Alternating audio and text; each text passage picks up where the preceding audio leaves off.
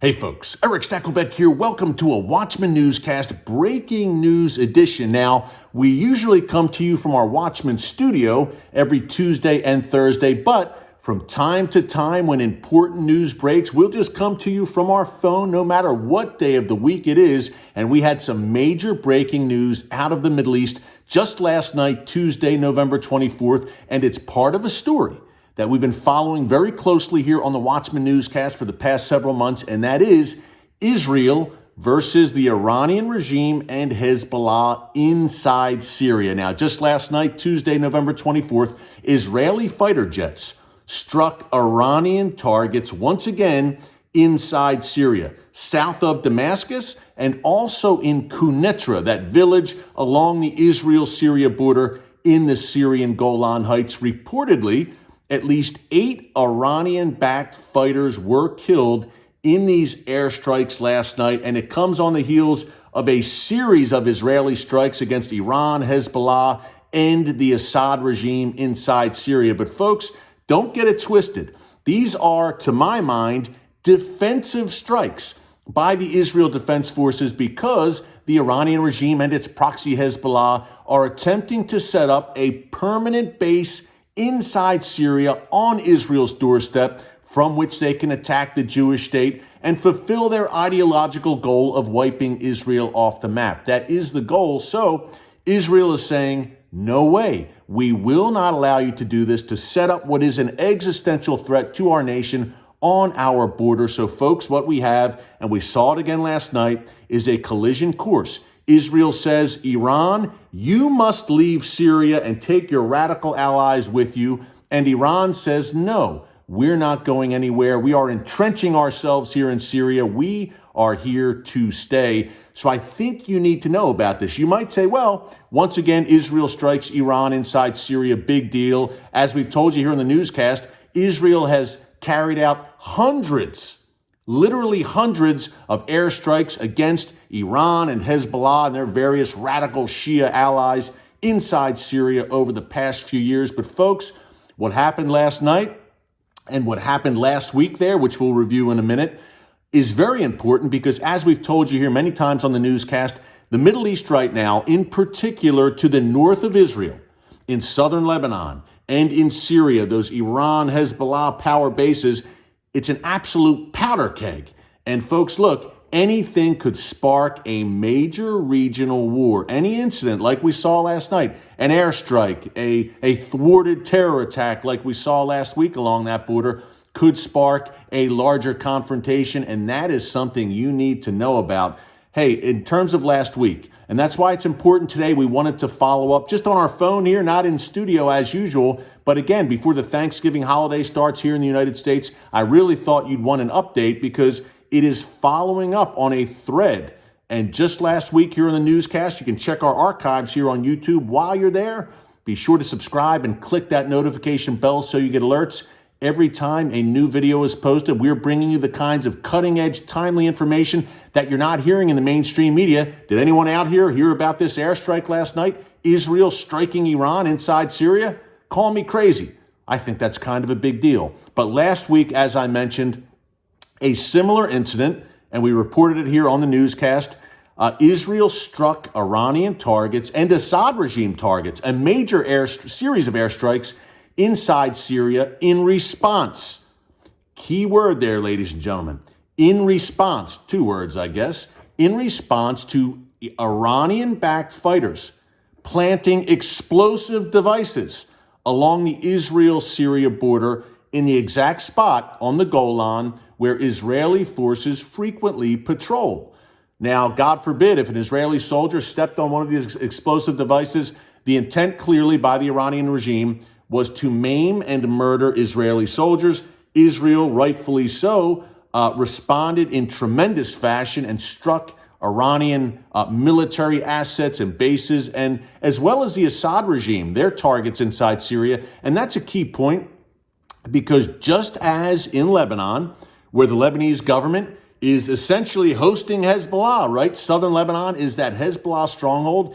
Israel says to Lebanon, hey, you are culpable as well for whatever happens between Israel and Hezbollah, Lebanon, the central government in Beirut, you are responsible because you are allowing Hezbollah to entrench itself in southern Israel and in the suburbs outside of Beirut. Similarly, Israel says to the to the Syrian regime, hey, Assad, you have allowed Iran and Hezbollah and these various Iran-backed jihadists to come into Syria, to save your hide, by the way, in the Syrian civil war, and to set up shop on our border on the Golan Heights. So Assad, whatever happens, we're holding you responsible as well. I think that's a very wise policy. Think back to 9/11, folks, when the Afghan government, the Taliban, hosted al-Qaeda. What did the United States say? Hey, give them up, get them out of your country, or you are also being held responsible. That's what the U.S. said to the Taliban, and I think that's a wise and appropriate move. So the tinderbox there continues to spark, I guess you would say, on Israel's northern border with Syria. And just this morning, in the wake of these airstrikes last night, just this morning, Wednesday, November 25th, Israel dropped leaflets on the Syrian side of the Golan Heights, warning the people living there, and in particular the Syrian military, which is stationed near the Golan Heights, warning them that Iran and Hezbollah are attempting to set up a permanent base in that region and that Israel will not allow them.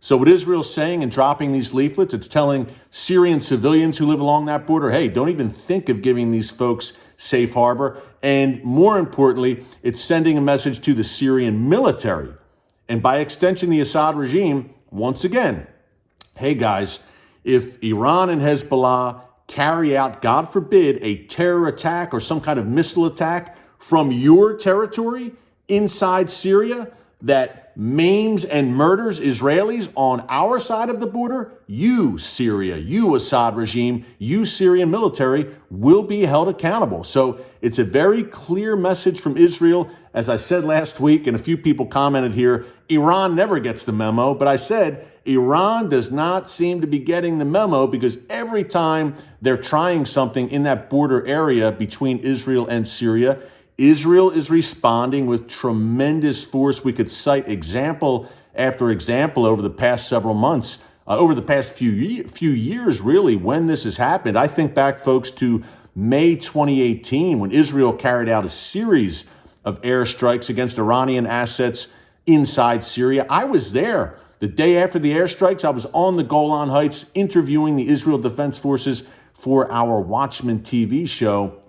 So this has been going on for quite some time, and it's interesting because what it's doing is it's pitting Israel and Iran against each other directly.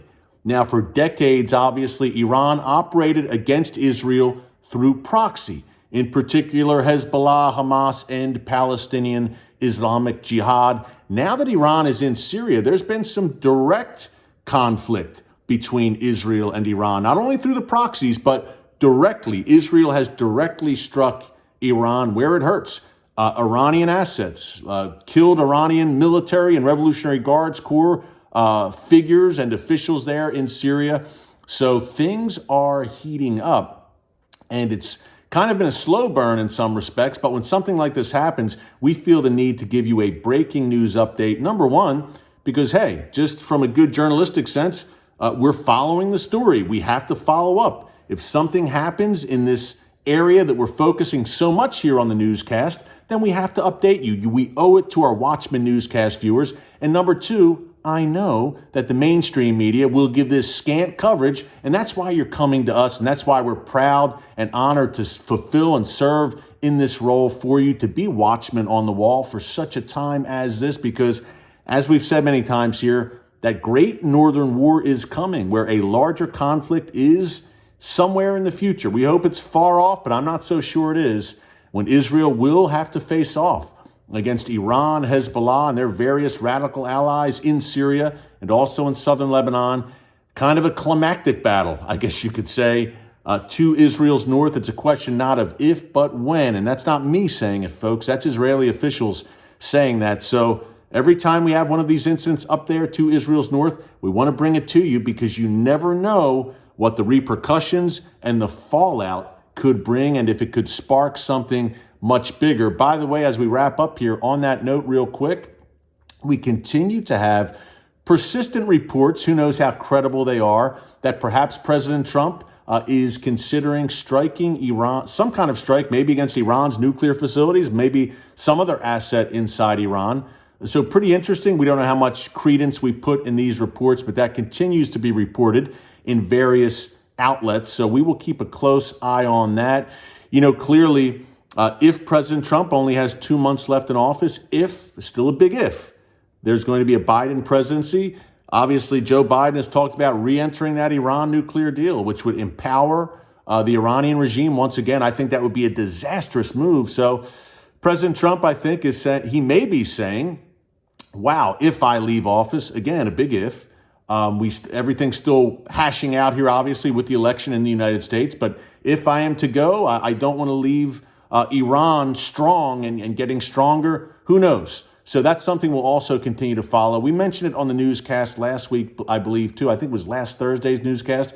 You can check out in our archives. We got a little more in-depth on that, a possible U.S. strike against Iran. Who knows what's going to go on there. Hey, quick note, tomorrow, Thursday, November 26th, is Thanksgiving Day here in the United States. Happy Thanksgiving, first of all, to everyone out there. But secondly, we will have a brand new Watchman newscast tomorrow. Every Tuesday and Thursday, we faithfully keep to that. So tomorrow's Thanksgiving Day, but it is a Thursday, so we will have a new newscast for you. We'll be back in studio, and it's kind of a fun one. We're talking some heavy stuff this week, obviously, Iran and Hezbollah and airstrikes and all that stuff.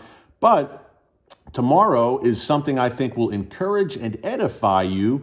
We're talking biblical archaeology in Jerusalem. I was on the ground not too long ago, and we're going to give you an on-the-ground, up-close look at some amazing archaeological finds in Jerusalem that reveal what life was like in Jerusalem some 2,600 years ago during the time of the First Temple period, and in particular, at the time that the Babylonians under King Nebuchadnezzar destroyed the First Temple. We have on the ground, firsthand, archaeological proof for those events that are described in your Bible. So you will not want to miss it tomorrow on the newscast. I believe we're posting it a bit earlier tomorrow, Thanksgiving Day, 9 a.m. Eastern Time. That's Thursday, November 26th. Be on the lookout for it right here on our YouTube channel. Subscribe and hit the notification bell while you are at it, and we will continue to bring you these breaking updates. Folks, what happens in the Middle East does not stay in the Middle East. This is information you need to know, and we will continue to bring it to you on a regular basis right here on the Watchman Newscast. Until tomorrow, happy Thanksgiving. God bless you, and remember, never hold your peace.